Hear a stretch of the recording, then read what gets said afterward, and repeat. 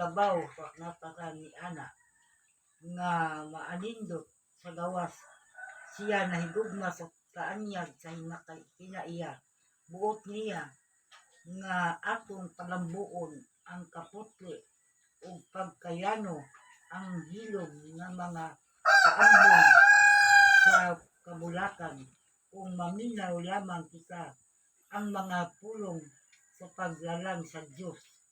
Magtudlo kanato sa bililhong mga leksyon sa pagtuman o sa pagsalig. Walay mahulog nga mga luha na dili mamatikdan sa Dios.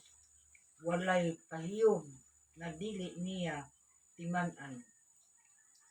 Kay ikaw o Hiyuba, nagalipay kanako pinaagi sa imong buhat, sa mga buhat sa imong kamot magahimaya ako pagkadako gayod sa imong mga buhat o Hiyuba, hilabihan pagkahalalom sa imong mga hunahuna.